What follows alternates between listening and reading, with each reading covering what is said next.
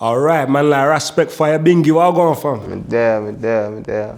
Yeah, glad to finally have man in the place still. Humble to be here, my brother. Humble to be here. You know, man's one of the most requested people to come on this interview thing, so. Yeah, love, man. Love that everyone showing love. Everyone, man.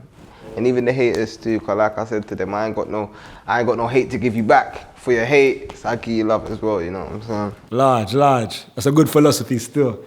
But yeah, we're gonna jump into it still. One of the questions that I was getting back the most from enough different people, so I ain't even gonna list it as like an individual question. And it's questions I have for myself as well. When it comes to how you define yourself, cause enough people wanna attach labels to man, innit? Mm-hmm. But my understanding is that the label doesn't always give an accurate definition of what the individual, what the substance is. Yeah. So I would say it's better for you to describe the ingredients of the individual rather than just put a label and say, this is what I am. 100%. You get me? 100%. So how would you define yourself? Well, the first way I define myself is I am that I am. And in a sense, that's just Rastafari. You understand? Now, Rastafari is my way of life. There's never going to be no swaying on that. I'm going to read a little speech of His Imperial Majesty, one of the speeches that, brought me to Rastafari. Now, Rastafari was about black people in the diaspora understanding where and what they came from in Africa. We have many civilizations in Africa, from down in Zimbabwe to up to the Mali Empire, you understand? But one of the prominent civilizations that, etched their legacy in the stone of time itself was our people in Kemet, what some now call Egypt.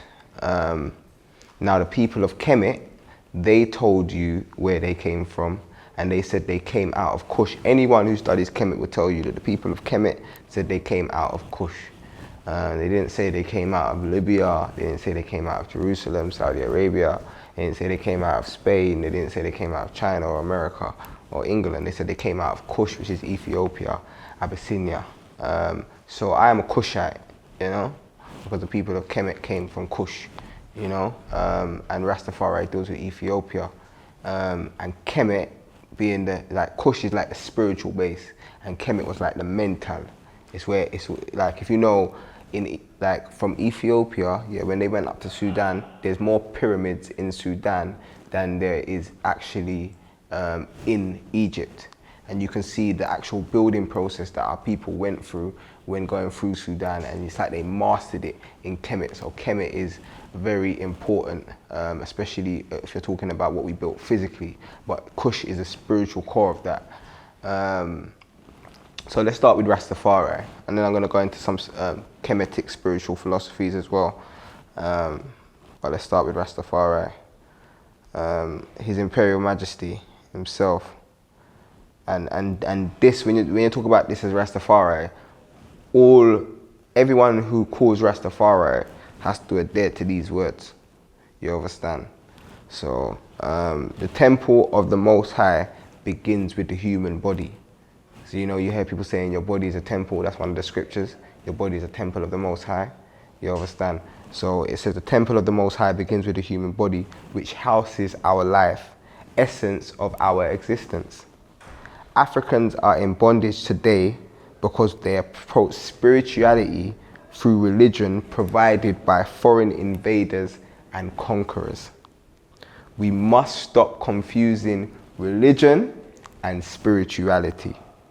Religion is a set of rules, regulations, and rituals created by humans which were supposed to help them grow spiritually.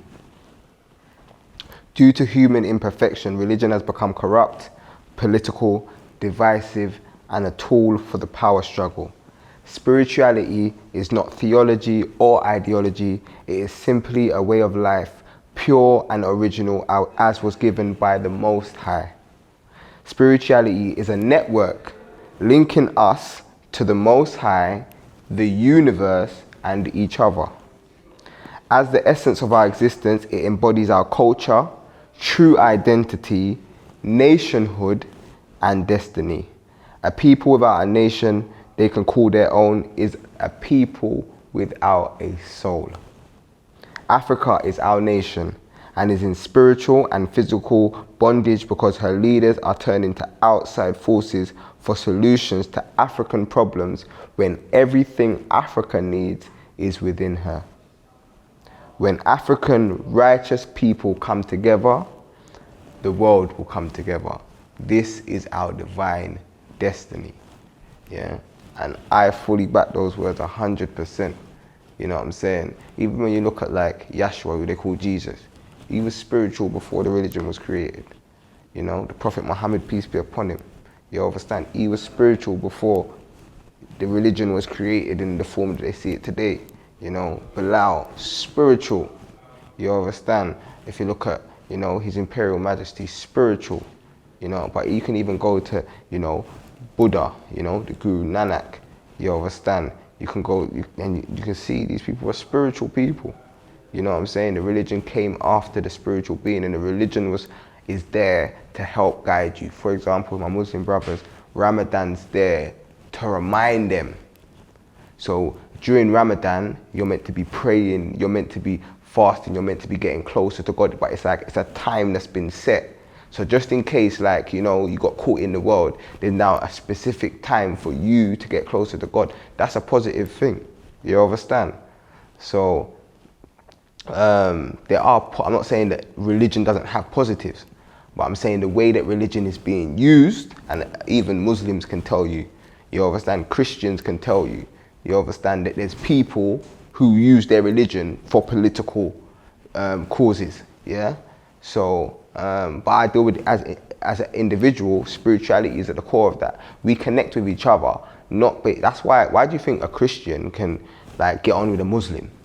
And that Muslim doesn't really get on with a lot of their Muslim people, and that Christian doesn't really get along with their Christian, because the spiritual connection, you understand, it's a spiritual connection that allows us to be able to connect beyond the religions and labels that we give to ourselves.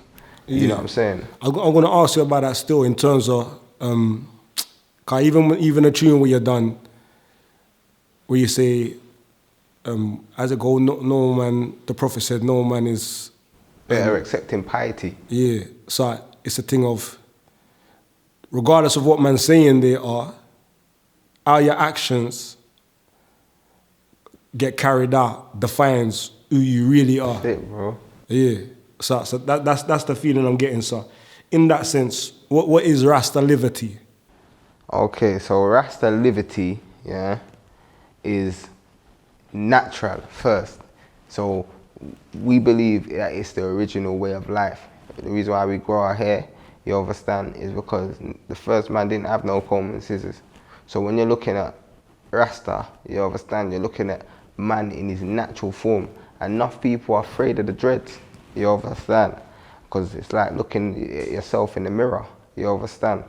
Now, even if you go back to the Bible in the Nazarite vow, you understand, the people that were separated just for God, you understand, all of them, you know, they didn't cut their hair, and all of them was, you know, vegans, you know, there was ital, you know, they wasn't meant to eat nothing with no blood, you understand? So that was the law of that was in the law of Moses. That's a Nazarite vow in the Bible, you understand? But even if you think about the original man, even if you take the Bible out of it, the first man didn't have no comb or scissors, you understand? And the first man probably didn't have an inclination, you know what I'm saying, to kill no animal and, you know, eat it. He probably would have picked an apple or a pear, you know what I'm saying? Even human beings were eating a lot more meat than we used to. You understand? Can't imagine if you're a farmer and you got 5 chickens, you can't eat chicken every day. You know what I'm saying? Because you wouldn't have no chickens left after 5 days. You know what I'm saying? So, you know, ancient cultures were, a lot of them were very, you know, vegan. And even if you look at like the Jewish culture and like the 7-day Adventists, and even certain Muslims will tell you that you're not meant to eat too much meat. You know what I'm saying? But Rasta, they just bun it all. You understand? Don't get it twisted. There's Rastas. No Rasta don't eat pork. But you have Rastas that eat chicken, Rastas that eat meat, because Babylon's a mad place, you understand? But no Rasta can't promote that as part of Rasta Livity. So if anyone Rasta and they do that, they know it's a fault. That they know that's a fault, and they know they gotta just keep on working on it. Okay. You understand? But within Rasta, they do, like for example me, you understand? I know that I'm trying to get to a place where, you know, I'm in the motherland and I've got my fresh things growing, and, you know, man's eating full ITAL, alkaline, Dr. Sebi diet. That's where I'm trying to get to, but that's not where I'm at now. You understand? So it's like, that's a reality, because we're in a Babylon still, and it's not always easy, you know what I'm saying? But we just gotta keep the trod. But so that's one part of Rasta Livity. Rasta Livity, we deal with the Psalms and the Proverbs a lot. A lot of the elders, they dealt with the Psalms and the Proverbs a lot, you understand? So yeah, Rasta Livity is just about being righteous. It's just about being righteous. Even you have Rastas that don't have locks. You have Rastas that don't blaze herb. So when you say being righteous, how do you find what is righteous? Well, I say like righteousness is when you're doing what you know to be right. Within your own heart? Yeah, within your own heart. Because like some people say how the people know what's right, but I maybe like, because this is where the inferior superior thing comes in. Because I personally believe that every human being knows in their heart what's right or wrong. I just believe that influences and situations can make someone do the wrong thing with a lack of education. But there's people that believe that, you know, certain human beings can't make that decision for themselves. And if there are these sort of human beings, then that would make them inferior to I and I. Because I and I knows in my heart, I always know what's right or wrong. Even if I do the wrong thing, I know that it's wrong. Yeah. You know what I'm saying? And I personally believe that everyone, you know what I'm saying, has that inside them. You know what I'm saying? So yeah.